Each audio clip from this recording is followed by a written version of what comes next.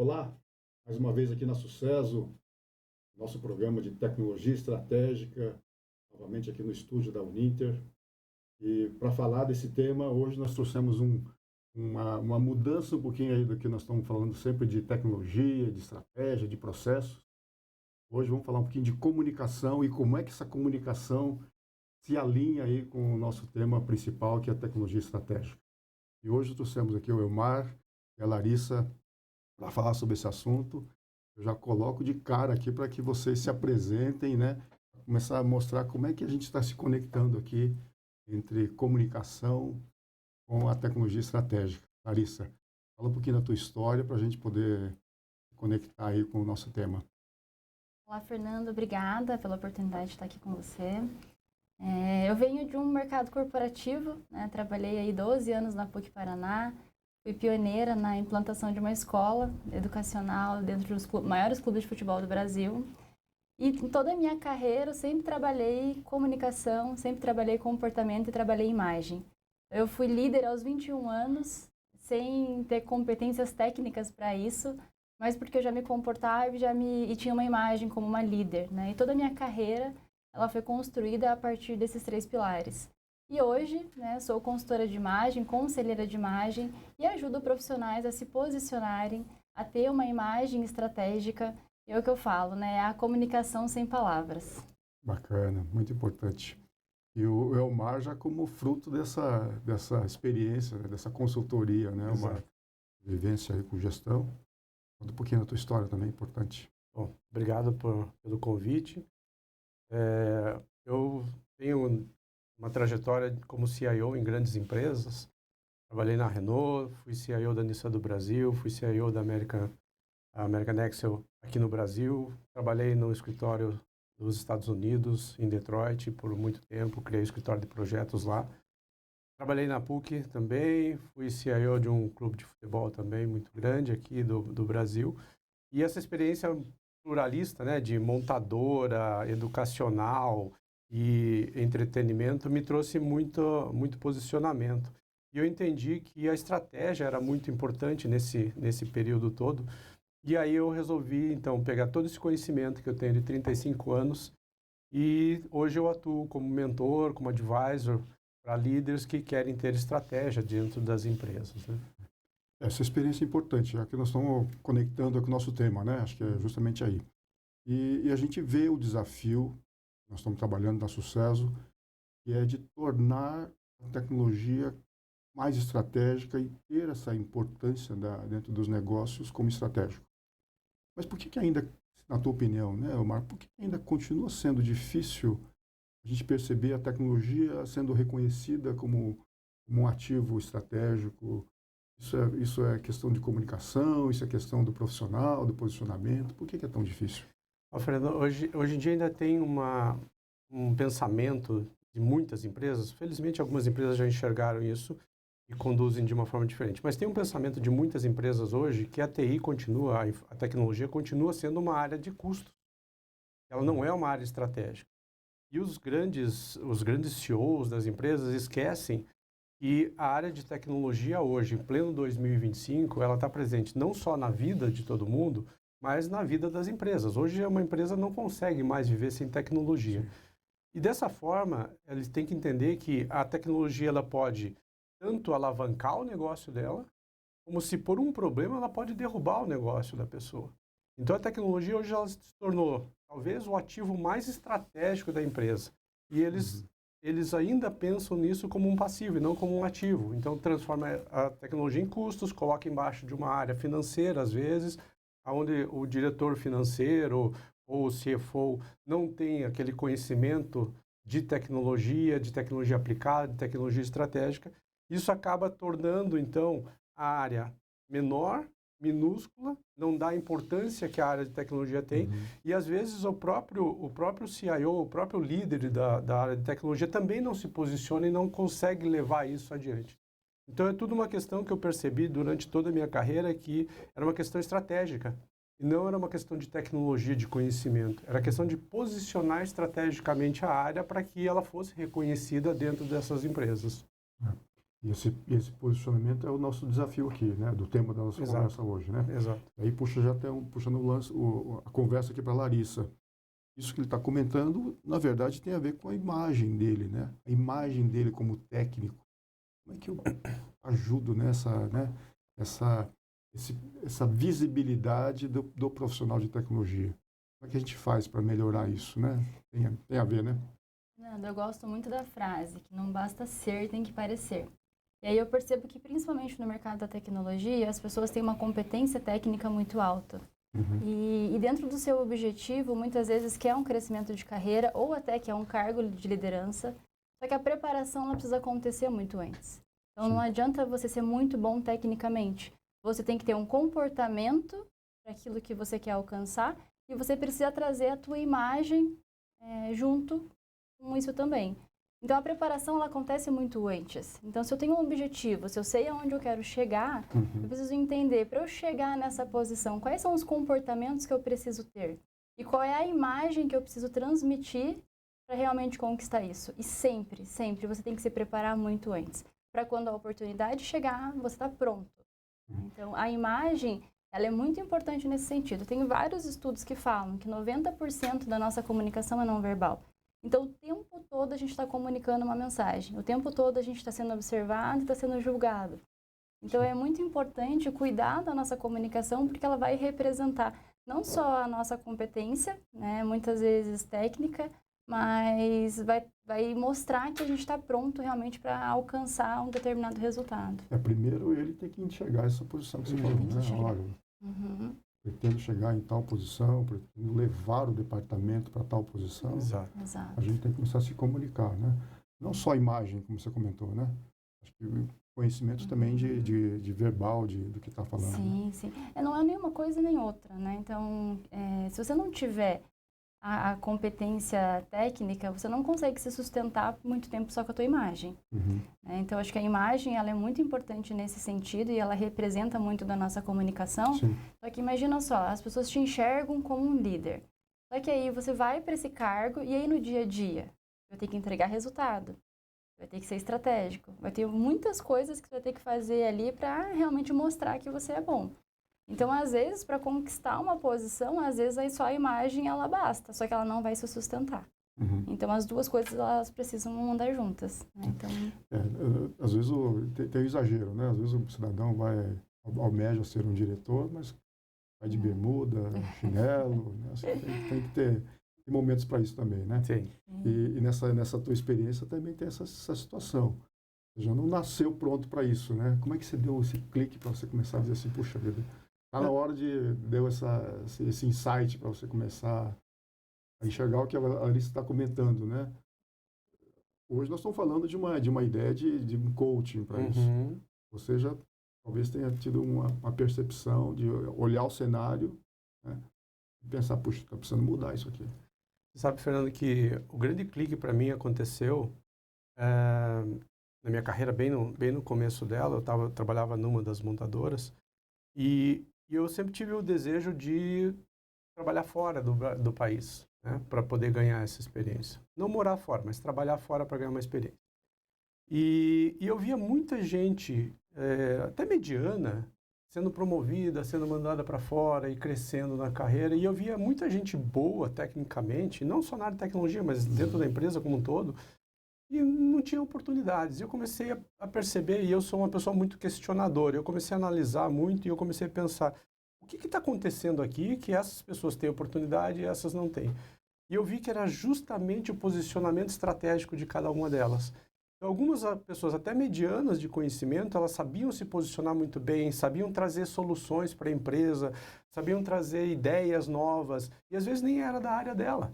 Às vezes ela trazia uma ideia, alguma coisa, e aí isso ia despertando o olhar dos outros líderes, e aí a pessoa conseguia essas posições mais estratégicas. E eu comecei a perceber isso, eu falei, bom, eu tecnicamente, eu me garanto, eu sou bom, eu conheço a parte de tecnologia, mas eu tenho que começar a me posicionar estrategicamente. E aí eu comecei a estudar um pouco disso, de estratégia, como é que funcionava, e comecei a me posicionar. Então hoje eu me considero aí um líder estratégico justamente por isso, porque eu comecei a enxergar Como que eu faria para que na empresa eu pudesse trabalhar essa estratégia? E isso foi o grande virada na minha carreira, foi a grande sacada, foi aí que eu percebi que podia realmente ter um caminho bacana, construir, tanto que eu construí uma carreira bem interessante, justamente a partir desse momento. Na verdade, muita gente reclama, né? Fica reclamando, porque o meu chefe não valoriza, porque a empresa não valoriza, né? Acho que você comentou uma coisa importante, a observação. É um item que, baseado na sua competência, no seu conhecimento técnico, falei, bom, preciso, ao invés de reclamar, vamos trabalhar isso aí, né? Mas foi um momento, assim, uma única empresa, uma equipe lá que te deu essa transformação, ou você foi percebendo isso ao longo? Você sabe que é legal a gente dar alguns exemplos, né, para o pessoal entender melhor. O que acontece? Eu percebi que tinham várias pessoas expatriados que estavam dentro da empresa e que essas pessoas iam voltar embora um dia. E aí eu falei, eu tenho que me posicionar de uma certa forma que a hora que o meu líder voltar no país de origem dele, vai abrir uma vaga. Se essa vaga abrir, essa vaga é minha. Ninguém pode nem pensar que não vai ser eu nessa vaga. Então, eu me posicionei de tal forma, eu entendia do negócio do meu chefe, eu entendia do negócio do meu colaborador do lado, eu entendia do negócio da outra área, eu entendia como ele se relacionava. Eu comecei a criar essa rede de relacionamentos dentro da empresa. Sim. E tanto que a minha promoção não foi só natural. No departamento, né? Exato, não, por fora. Isso, porque se relacionava. E como era uma área de tecnologia, ela se relacionava com toda a empresa, com o financeiro, com a logística, com a fábrica, com a produção. Então tinha todo esse relacionamento. E eu comecei a participar desses relacionamentos e conversando e fazendo isso, montando a minha teia estratégica. E quando o meu líder voltou para o país de origem dele, naturalmente eu fui promovido para a posição. Inclusive, a equipe me aceitou como líder dela, porque ele sabia que eu tinha me posicionado daquela forma. Então, isso é estratégia. Estratégia é você observar, você saber onde... Não é ser interesseiro, não é ter interesse, é se posicionar estrategicamente, olhar o que eu posso ajudar. Como que eu posso ser útil aqui? Como que eu posso trazer alguma coisa importante aqui? E aí você vai ajudando e vai montando essa estratégia. Você está falando uma coisa importante, né? A gente está falando de tecnologia, do departamento de tecnologia, mas bem lembrado. Nós nos relacionamos com as áreas de negócio, com os usuários, que a gente chama, né? Mas são pessoas que também são importantes na construção de quem vai assumir determinadas funções, né? Acho que quem está enxergando esse painel percebe essa importância. E aí vem para o lado da Larissa também, né? Ou seja, é o desafio, né, Larissa? Eu sempre digo que os nerds comunicam-se mal, né? Estou me incluindo nessa... Todos somos, né? Nessa ideia de ser, né, muito focado em tecnologia. Sim. Isso é um desafio também, pensando em comunicação, em transformar esse profissional muito focado em tecnologia e conseguir ter esse olhar mais abrangente de enxergar que o seu departamento é em interação com outras áreas, né? E você, com essa experiência que você tem de comunicação e de trabalhar em empresa no mundo corporativo, como é que é esse desafio, né, de ajudar uma TI? É um mercado importante para nós, né? De saber que você tem aí um desafio grande de transformar nerds em bons comunicadores, né? Vamos dizer assim. Acho que o ponto mais importante, Fernando, é o autoconhecimento, né? Então, nem todo o bom técnico quer ser um líder, né? Então, às vezes a gente acha que todo mundo quer ser líder, mas obviamente, qualquer pessoa que quer ser líder pode se preparar e adquirir essas competências, mas nem todo mundo quer isso. Então, por isso que o autoconhecimento é muito importante. Às vezes eu sou um ótimo técnico, não necessariamente eu vou ser um bom líder. Não necessariamente eu quero estar à frente de uma equipe, eu quero ter todas as responsabilidades que um líder tem.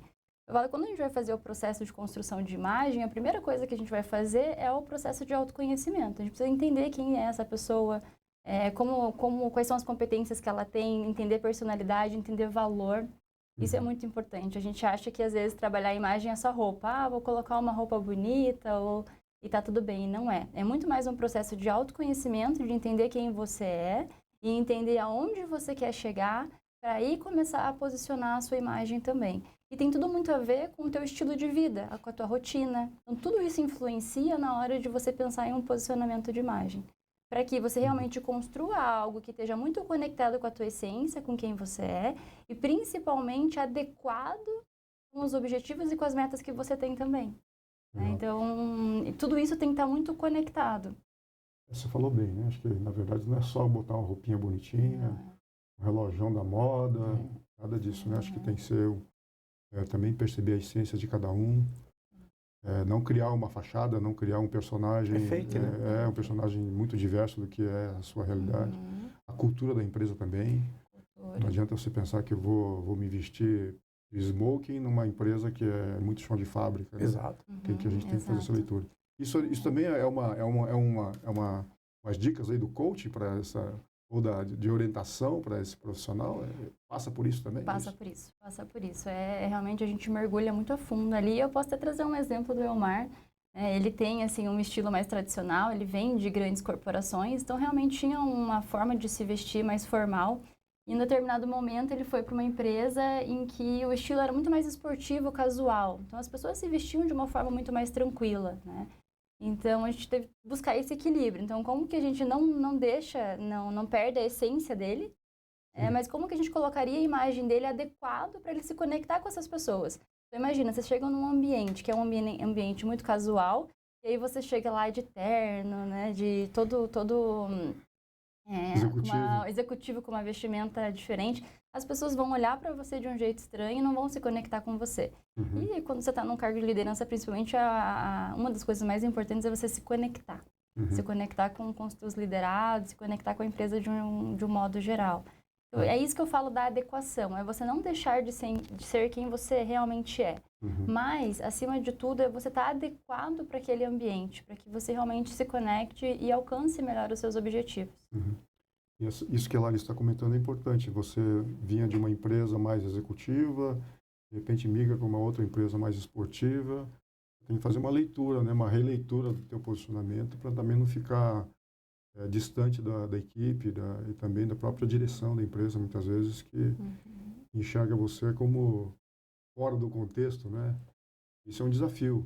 E a gente percebe, né, que grandes profissionais com conhecimento técnico, com a bagagem, né, muito técnica, conhece a cultura da empresa muitas vezes, mas não usa isso para seu não benefícios próprios, né, mas para a valorização da própria tecnologia dentro do contexto da empresa.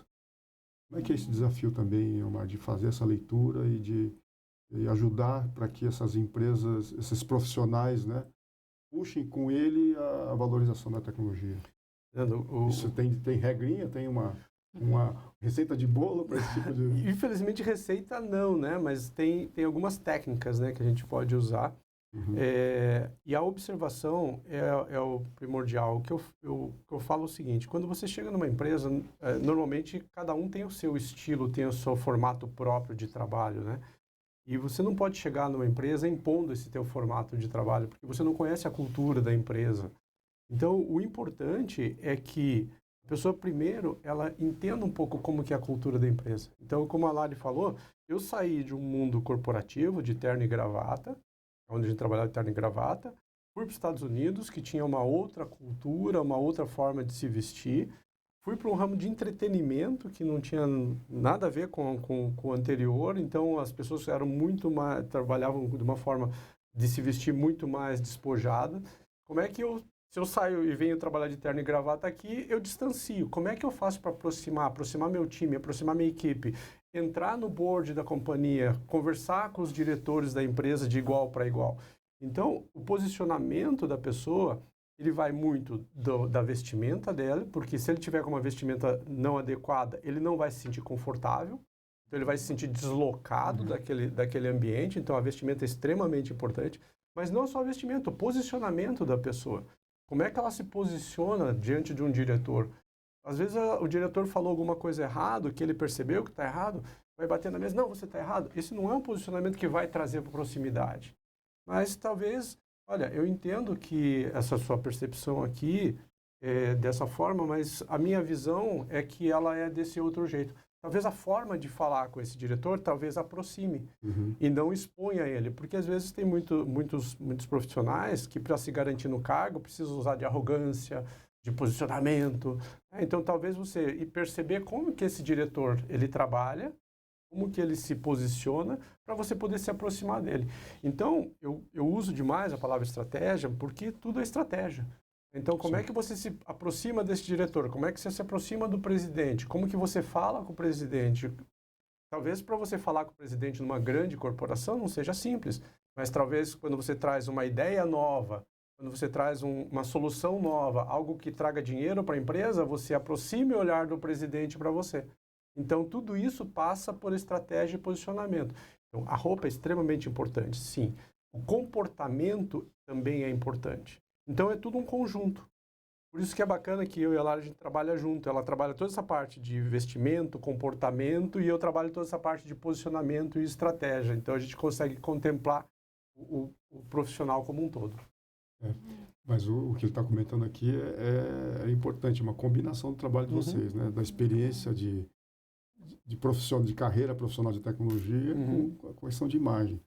Mas passa, inclusive, pelo vocabulário, muitas vezes, né? Claro. Isso é um desafio também, né, Larissa? Ser franco para esse teu aluno, vamos dizer assim, né? Comentar, inclusive, esse tipo de questão. Ou seja, porque nós temos uma tendência ao techniquez, e vai falar com o diretor comercial, o diretor financeiro, muitas vezes não é um techniquez que vai conseguir ter uma boa repercussão, né?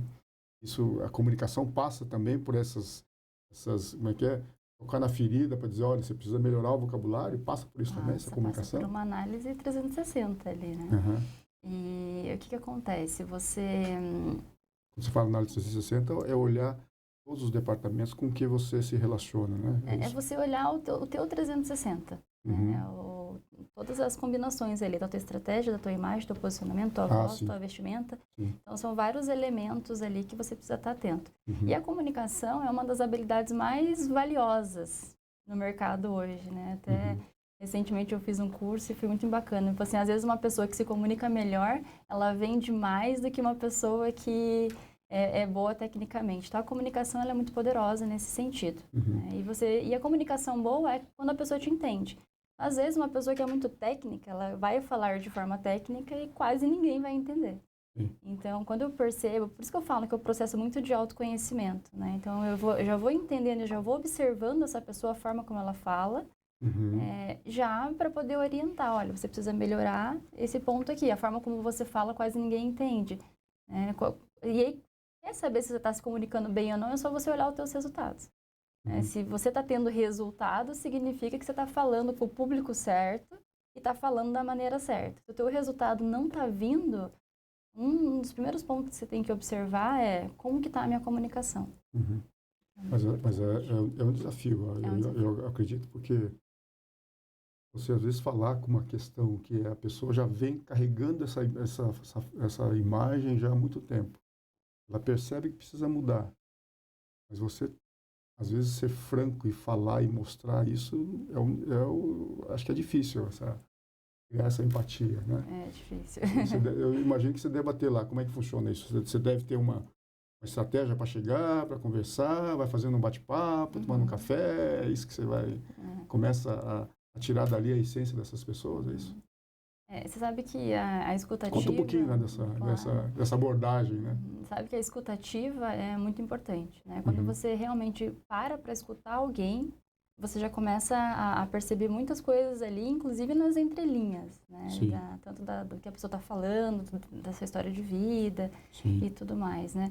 Então, quando tanto o meu trabalho quanto o trabalho do Elmar, ou quando a gente está junto, é um trabalho muito de conexão. A pessoa que ela vem, ela tem um problema sério e ela precisa resolver. E ela já vem aberta para realmente querer resolver isso. Não significa que vai ser fácil.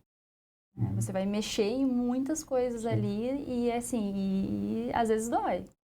Às vezes esse processo de transformação, toda transformação dói. Eu falo que a gente é esticado quando a gente está se transformando. Né? Então, por isso que eu trouxe esse método exclusivo para dentro do processo de consultoria de imagem, que é trabalhar o mapeamento de perfil comportamental. Porque quando eu entendo o perfil comportamental, eu sei como falar com essa pessoa. Eu sei a forma de abordar determinados assuntos. Então, eu fui muito a fundo estudar pessoas, né? Eu estudei muito mais comportamento humano, estudei muito mais sobre pessoas do que a parte técnica da consultoria propriamente dita, né? Porque quando você realmente entende de pessoas, você sabe como falar, você sabe a hora de abordar, né? E de conduzir esse processo, para que a pessoa realmente ela entenda que isso é uma necessidade, que precisa existir uma mudança ali, e principalmente o passo a passo. Nós somos o profissional que pega na mão e fala, olha, é por aqui. É dessa forma que a gente vai caminhar juntos, né? Bacana.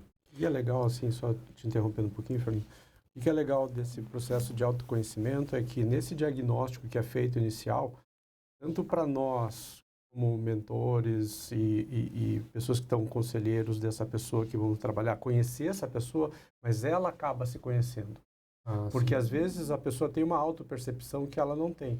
E esse diagnóstico ele é feito não só dela, próprio como ela, mas como todo o entorno dela, família, familiares, amigos, tudo isso. Então, ela tem uma percepção de como que todo mundo está percebendo ela e como ela mesma se percebe.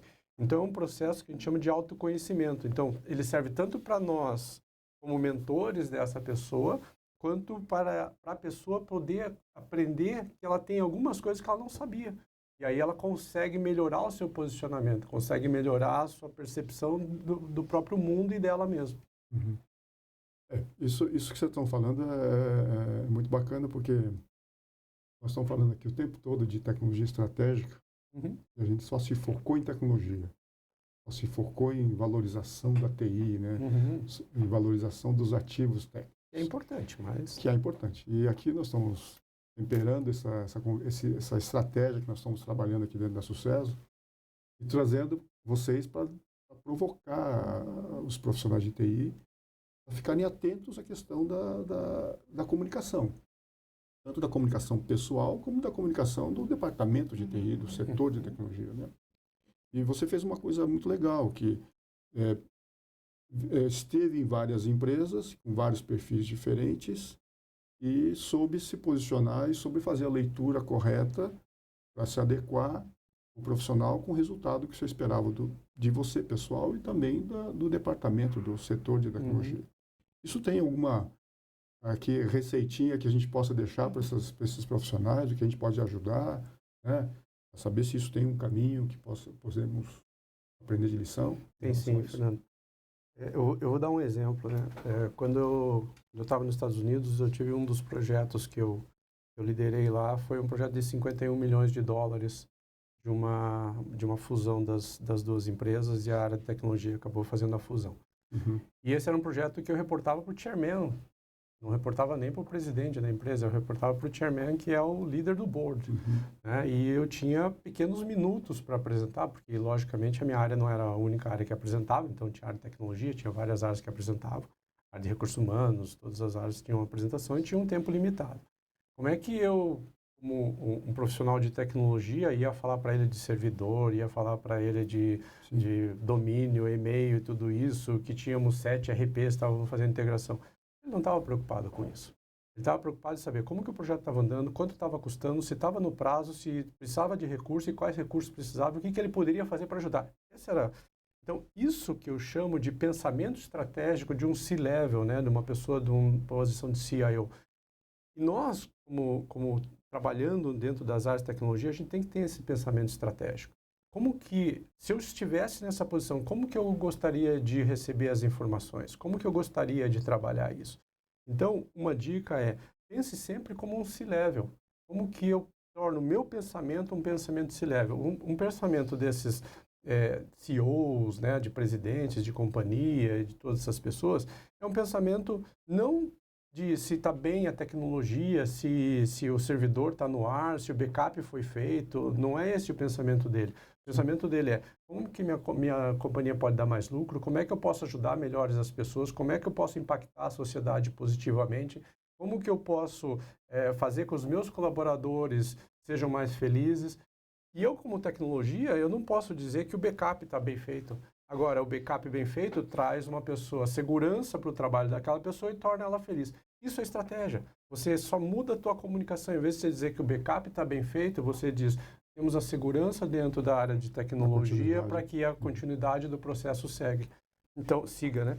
Então, isso é um pouco de estratégia, pensamento estratégico. Então, uma das grandes dicas que eu dou é comece a pensar como um presidente de uma empresa, comece a pensar como um CEO de uma empresa, porque aí você vai moldar as suas ações de acordo com isso. Isso é um pouco do que a gente ensina no nosso programa, né? O programa 360, que a gente chama de posicionamento 360, que faz todo esse posicionamento da pessoa. A gente ensina um pouco isso, pensamento estratégico, comunicação ativa, né? Como é que a gente funciona com essas coisas.